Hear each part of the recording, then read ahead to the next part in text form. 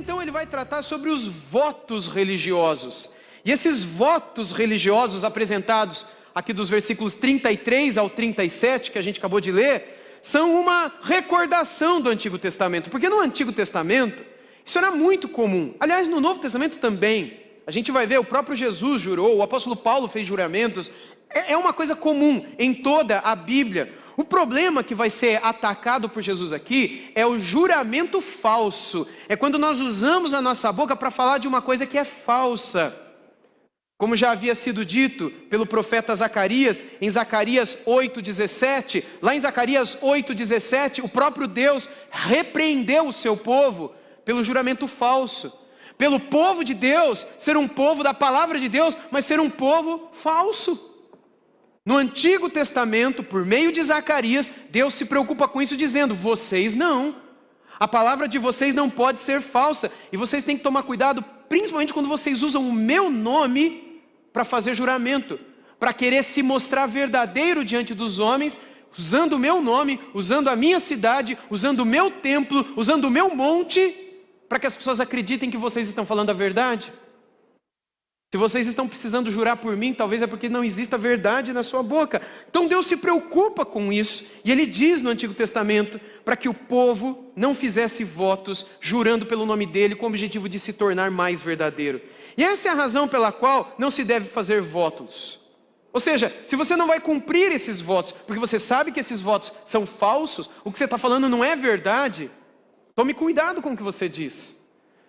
O sábio Salomão, o homem mais sábio do Antigo Testamento, em Eclesiastes 5:5, escreveu o seguinte: melhor é não fazer voto do que fazer e não cumprir.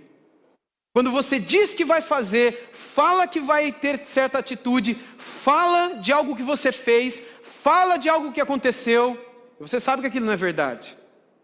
Os fariseus e os escribas do tempo de Jesus, para se protegerem contra isso, eles elaboraram um novo jeito de fazer votos. Para não envolver Deus na mentirinha deles do dia a dia, eles ensinavam o povo e os discípulos de Jesus, que estavam sentadinhos na frente de Jesus, ouvindo esse sermão, eram discípulos que estavam ouvindo, não era gente de fora da igreja, não era gente de fora do reino, eram pessoas que caminhavam com Jesus. Essas pessoas haviam aprendido dos rabinos da época, escribas e fariseus, que se eles jurassem pela terra, e que se eles jurassem por Jerusalém, que não teria problema. Era um ensino comum daquele tempo. Eles diziam que assim, caso eles não cumprissem o seu voto, ou caso aquilo que eles estavam dizendo não fosse tão verdadeiro assim, que o nome de Deus pelo menos, e os seus próprios nomes, permaneceriam imaculados. Então não é o meu nome, eu jurei por Jerusalém, eu jurei pelo Monte Santo, eu jurei pelo templo. E Jesus aqui mostra a hipocrisia deles. Era uma prática daquele tempo, Jesus está preocupado com o que eles viviam naquela época. Então vamos olhar para as palavras de Jesus verso a verso. A primeira preocupação de Jesus é essa: será que a gente pode jurar por Deus? Existe isso hoje, gente?